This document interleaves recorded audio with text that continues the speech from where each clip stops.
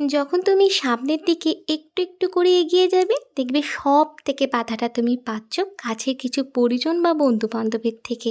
এটা কিন্তু একদম ১০০% সত্যি। ধরো তুমি কোনো হোম বেকার বা কোনো মেকআপ আর্টিস্ট বা নেইল আর্টিস্ট বা কোনো ফটোগ্রাফার, সে তুমি যাই হোক না কেন, তোমার বন্ধু বান্ধবের থেকে দেখবে প্রথম হাতটা তুমি পাবে না। যারা খুব কাছের বন্ধু ছিল তারাও দেখবে দূর দূরান্ত থেকে মানুষ নিয়ে আসছে বা অর্ডার করছে, তোমার কাছে করবে না। এটা কিন্তু একদম ধ্রুব সত্যি। আমার সাথেও তাই হয়েছে। প্রথম প্রথম যখন কেকের বিজনেস শুরু করি, তখনও দেখেছি যে আমি কেক বানাচ্ছি, আমাকে তারা ভরসা করতে পারছে না। তারা দূর থেকে কেক কিনে আনছে বা অন্য কারো কাছে অর্ডার করছে। প্রথম প্রথম না এই বিষয়গুলো খুব খারাপ লাগতো, খুব আঘাত পেতাম। কিন্তু বিশ্বাস করো, এখন আর হয় না। শুধুটা আমার সাথেই হয় তা কিন্তু নয়। আমি অনেক ফটোগ্রাফার বন্ধু বা অনেক মেকআপ আর্টিস্ট বা নেল আর্টিস্টদের থেকে ওই সেম কথাটাই শুনেছি, যে কাছের মানুষরা কিন্তু আমার থেকে না করিয়ে দূরে কারোর থেকে করাচ্ছে বা দূরে কারো কাছে অর্ডার করছে বা দূরের কোনো ফটোগ্রাফারকে বলছে। যাই হোক, এই বিষয়গুলোকে না সামলে নিয়ে চলতে হবে। আমার মনে হয় তুমি যদি তোমার রাস্তায় ঠিক থাকো, তুমি যদি তোমার বেস্ট কাজটা দিতে পারো, একটা সময় কিন্তু তারা তোমার কাছে আসবে। তখন বলবে যে তোকে নিয়ে খুব গর্ব হয়, তুই এত দূর নাম করেছিস, তো আমাকেও একটা কেক বানিয়ে দিস বা আমারও কিছু ফটো তুলে দিস। যাই হোক, আমি জানি যে এটা আমার সাথে না অনেকের সাথেই হয়েছে, তাই আজকে শেয়ার করলাম।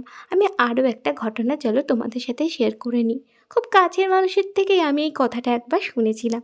কেক তো আমার কাছে কিনেই নিয়েছিল, তারপরে আমার কাছে এসে বলেছিল এর থেকে না ছানার কেকই ভালো, অনেকটা পাওয়া যাবে। আচ্ছা তোমরাই বলো তো, ছানার কেকেরও কি খুব কম দাম? বা ছানার কেকও কি খুব ফ্রিতে তোমাকে কেউ দিয়ে যায়? তা কিন্তু নয়। আমাদেরও যে খাটনিটা খাটতে হয়, আমার মনে হয় এই ছানার কেকের পিছনেও সেই খাটনিটাই খাটতে হয়। যাই হোক, এই ব্যাপারগুলোকে আমি তো আর একদমই পাত্তা দিই না। এখন একটা কথাই বলি, নিলে নাও, না হলে যাও।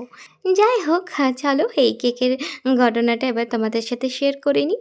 এটা আমারই দাদার ছেলের বার্থডের জন্য কেকটা বানাচ্ছিলাম। তো আমি আগে কখনো পাইনাপেল ফ্লেভারটা বানাইনি। তো খুব রিসেন্ট দেখছিলাম পাইনাপেল ফ্লেভারটা নাকি খুব চলছে। তো আমিও একটা ক্রাশ নিয়ে এসেছিলাম। আর পাইনাপেলের সাথে জেলটাও দেখছিলাম ভীষণ ভালো যায়। তাই ওই একটু চেষ্টা করছিলাম আর কি। তো প্রথমে আমি দেখলি ফিলিংয়ে পাইনাপেল ক্রাশ দিয়ে ৩টে লেয়ার করে নিয়েছি, আর তার উপরে একটু জেল দিয়ে ওপরেই চামচ দিয়ে একটু ওয়েভি সেট করে দিচ্ছি।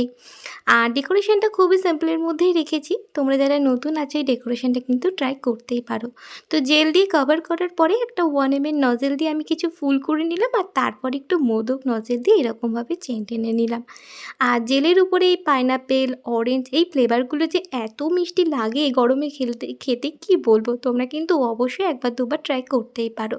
নিজের দিকটা করে দিয়েছিলাম বর্ডার, আর এই তো ছিল আমার এই কেকটার ডেকোরেশন। কেমন লাগলো কিন্তু আমাকে অবশ্যই জানিও। আর আমাদের যে সব থেকে পুচকু মেম্বার আদি, তার কথাটাও কিন্তু লিখে দিলাম সবশেষে, হ্যাপি বার্থডে আদি।